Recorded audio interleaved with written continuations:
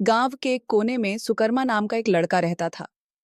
वह स्वभाव से सरल और मेहनती था, लेकिन एक चीज उसे बाकी बच्चों से अलग बनाती थी। उसे भूख बर्दाश्त नहीं होती थी।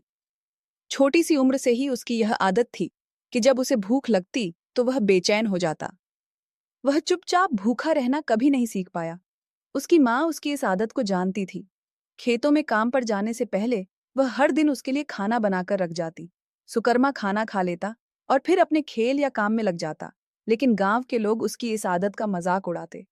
ये लड़का तो कभी संतुष्ट नहीं होगा। सुकर्मा, तेरा पेट तो कुएं जैसा है, जितना डालो सब समा जाता है।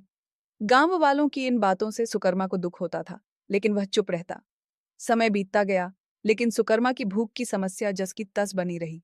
उसके माता पिता चिंतित थे। उन्होंने सोचा कि अगर सुकर्मा ने अपनी इस आदत पर काबू नहीं पाया तो आगे चलकर उसे बड़ी दिक्कतें होंगी। एक दिन उन्होंने फैसला किया कि उसे गांव के प्रसिद्ध गुरुजी के पास भेजा जाए।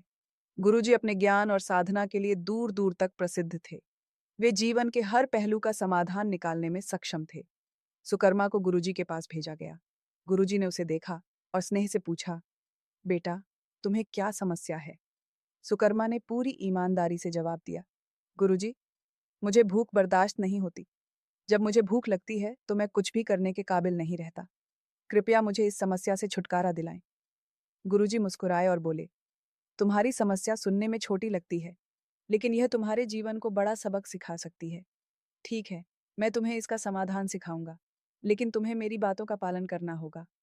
सुकर्मा ने सिर झुका दिया और कहा, जो आप कहेंगे मैं करूंगा। गुरुजी ने बताया कि हर सोमवार को आश्रम में खाना नहीं बनाया जाता। यह नियम था जिससे हर किसी को आत्मसंयम और त्याग का अभ्यास करने का मौका मिलता था। सुकर्मा ने घबराते हुए कहा, गुरुजी, लेकिन मुझे तो खाना चाहिए, मैं भूखा नहीं रह सकता। गुरुजी ने मुस्कुराते हुए कहा, ठीक है, अगर तुम खाना चाहते हो तो खुद अनाज लेकर नदी के उस पार जाओ। वहां खाना बनाओ और खाओ। लेकिन एक शर्त है, खाने से पहले भगवान शिव को भोग जरूर लगाना। सुकर्मा ने राहत की सांस ली और अगले सोमवार अनाज लेकर नदी के उस पार चला गया। वहां उसने 2 लोगों के खाने जितना खाना बनाया। खाना बन जाने के बाद उसने शिवजी को भोग लगाया। भोग लगाते ही भगवान शिव और देवी पार्वती प्रकट हो गए। सुकर्मा ने उन्हें देखा और समझ गया कि यह कोई साधारण बात नहीं है। उसने विनम्रता से दोनों को भोजन परोसा। शिव और पार्वती ने भोजन किया और उसे आशीर्वाद देकर चले गए। लेकिन सुकर्मा खुद भूखा रह गया। वह किसी तरह अपनी भूख को सहन करके वापस लौट आया। अगले सोमवार फिर वही हुआ। इस बार सुकर्मा ने सोचा, पिछली बार 2 लोग आए थे, इस बार मैं 3 लोगों का खाना बनाऊंगा ताकि शायद खुद भी खा सकूं। वह नदी के उस पार गया और खाना बनाने लगा। लेकिन जैसे ही उसने शिवजी को भोग लगाया, भगवान शिव, देवी पार्वती और गणेश जी प्रकट हो गए। सुकर्मा ने आश्चर्य से देखा और सोचा, इस बार भी मेरे हिस्से का खाना नहीं बचेगा।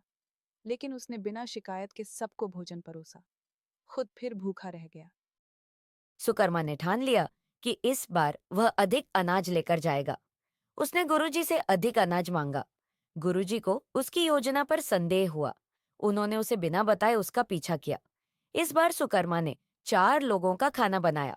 लेकिन जब उसने भोग लगाया तो भगवान शिव, देवी पार्वती, गणेश जी, कार्तिकेय और कैलाश के अन्य गण प्रकट हो गए। सुकर्मा ने देखा कि इस बार और भी अधिक लोग आ गए हैं। उसने शिवजी से कहा, भगवान, मैं हर बार अपनी भूख को सहन करके आपके लिए खाना बनाता हूँ, लेकिन आप हर बार अधिक लोगों के साथ आते हैं। मुझे यह मालूम नहीं पड़ता कि कितने लोगों के लिए खाना बनाना है। शिवजी ने मुस्कुराते हुए कहा, तो तुम क्या करना चाहते हो? सुकर्मा ने चतुराई से जवाब दिया, भगवान, इस बार मैं पहले से ही जानता था कि आप अपने साथ और लोग लाएंगे। इसलिए मैंने सोचा कि पहले ही आपसे मदद मांग लूं। कृपया आप सभी मेरे साथ खाना बनाने में मदद करें, तभी सभी को भोजन मिल पाएगा। भगवान शिव और उनके परिवार हंस पड़े। शिवजी ने कहा, बेटा, तुमने इस बार अपनी समस्या का सही हल निकाला है। आज तुमने सबसे बड़ा सबक सीख लिया है। भूख केवल पेट की नहीं होती, यह मन और आत्मा की भी होती है। जब तुमने अपनी भूख को त्याग कर दूसरों को खिलाने का सोचा, तो तुम्हारा मन पवित्र हो गया। गुरुजी, जो यह सब देख रहे थे, सुकर्मा के पास आए और बोले, बेटा, अब तुमने भूख का असली अर्थ समझ लिया है। भूख केवल शरीर की नहीं होती, दूसरों के लिए समर्पण और सेवा से आत्मा की भूख शांत होती है। उस दिन के बाद सुकर्मा की सोच बदल गई। वह जान गया कि भूख सहन करना या दूसरों के लिए त्याग करना आत्मा को सशक्त बनाता है। शिक्षा। सुकर्मा की यह कहानी हमें सिखाती है कि अपनी कमजोरियों को स्वीकार करके और दूसरों के लिए त्याग करके हम खुद को बेहतर इंसान बना सकते हैं। भगवान का आशीर्वाद उन्हीं को मिलता है जो दूसरों के लिए सेवा और समर्पण का भाव रखते हैं।